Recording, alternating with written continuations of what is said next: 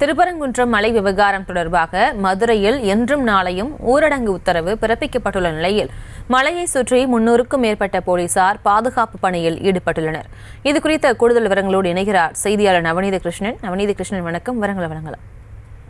முருகனின் அறுபடை வீடுகளிலே முதல் படை வீடாக இருக்கக்கூடியது திருப்பரங்குன்றம் மலையை சுற்றி தற்போது 144 தடை உத்தரவை மாவட்ட நிர்வாகம் பிறப்பித்திருக்கக்கூடிய நிலையிலே 300க்கும் அதிகமான காவல்துறையினர் பாதுகாப்பு பணியில் ஈடுபட்டு வருவதால் மிகுந்த பரபரப்பாக காணப்படுகிறது. முருக பக்தர்களும் பொதுமக்களும் வந்து செல்லக்கூடிய ஒரு பிரதான புனித ஸ்தலமாக இருந்து வரக்கூடிய திருப்பரங்குன்றத்திலே தற்போது மலைக்கு செல்லக்கூடிய படிக்கட்டுகள் மற்றும் அனைத்து பகுதிகளிலுமே தடுப்பு வேலிகள் அமைத்திருப்பதால் மிகுந்த பரபரப்பான ஒரு சூழ்நிலையில் திருப்பரங்குன்றமே காணப்படுவது குறிப்பிடத்தக்கது.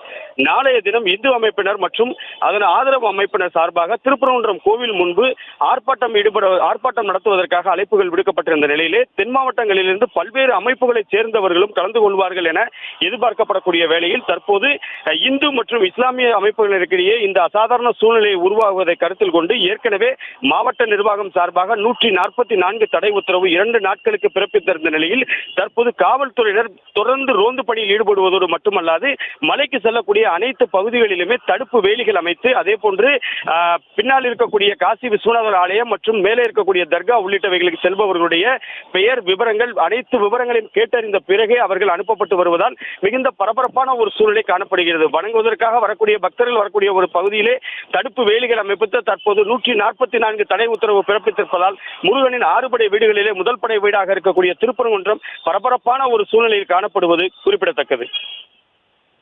விவரங்களுக்கு நன்றி நவநீத கிருஷ்ணன்.